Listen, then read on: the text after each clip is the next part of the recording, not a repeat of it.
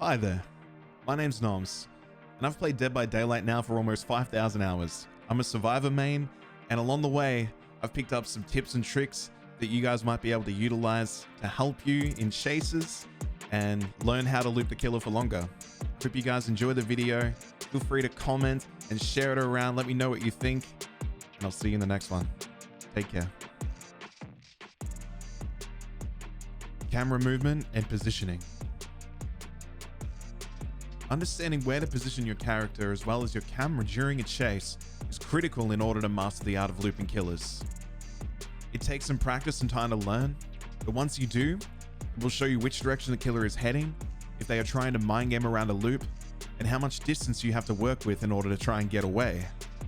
You can try to practice running away from a killer and panning your camera behind you in a custom game with a friend, or in the tutorial game so you become more comfortable with it and avoid running into obstacles while you are looking behind you. Understanding how to pan your camera behind you during a chase will help you become much more comfortable with looping killers and predicting what they are going to do next. Use your surroundings.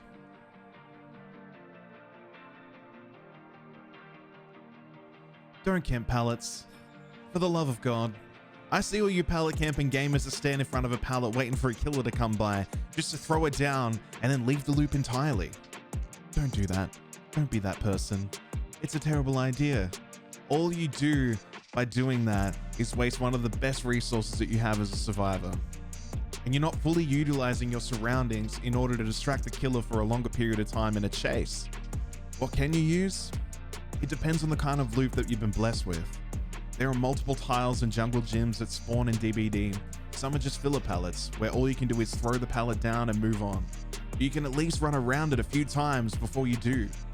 Some are jungle gyms with windows that you can take full advantage of before throwing down a pallet, and some are really strong loops like the shack. No matter what you have to work with, always try to get as much out of it as you can before throwing down the pallet. Run around it a few times before dropping it at the very least, and use whatever you have around you to work with. Hell, even have a go at a 360 if you're feeling spicy. Try whatever you have to do before you think about dropping that sweet piece of wood. Okay? Okay. Chain loops together. What do I mean by this exactly? Link your loops together as much as you can. It helps to distract the killer even longer while the rest of your team works on the generators. And it's one of my favorite things to do in the game. How do you do this? You need to know how much you're able to utilize from one loop before dropping the pallet and transitioning to a new loop. Sometimes you'll only have a pallet to drop, other times you'll have windows to take advantage of, which can lead into other loops with vaults and so on and so forth. Sometimes you won't even need to drop a pallet in order to transition to another loop, depending on what you have to work with, thus leading to more opportunities to distract the killer for longer before dropping the pallet.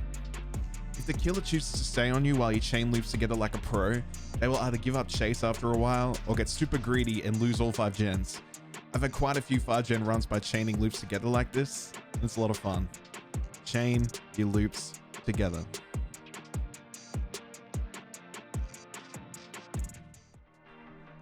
Hugging obstacles.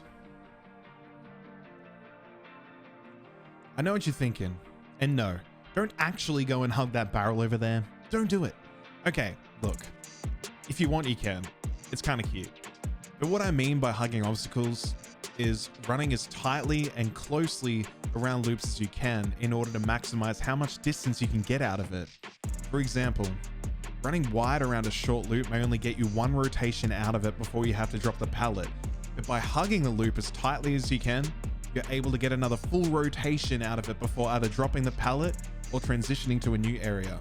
Hug those obstacles real tight, but not so tight that you get stuck, because that sucks. Fakes. There are generally 2 types of fakes that you can attempt in Dead by Daylight. Window fakes and pallet fakes.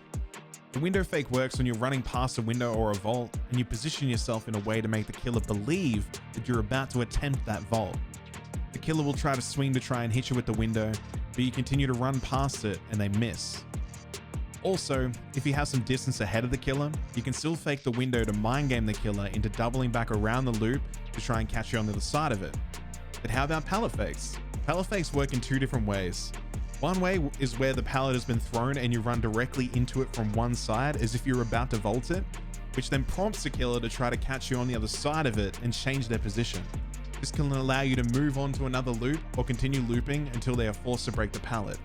The other more risky way the pallet fake can work is if you're in a chase with a killer that respects pallets. You run through the pallet and briefly pause on the outside of it as if you're about to throw it, then you continue running. Sometimes the killer will take a step back trying to anticipate the pallet throw, and you can continue looping, wasting their time before you have to actually throw the pallet down. Fast vaults.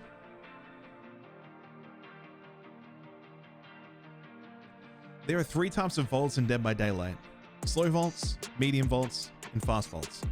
You generally always want to fast vault through a window wherever you can to gain more distance from the killer and avoid getting hit. How does a fast vault work exactly?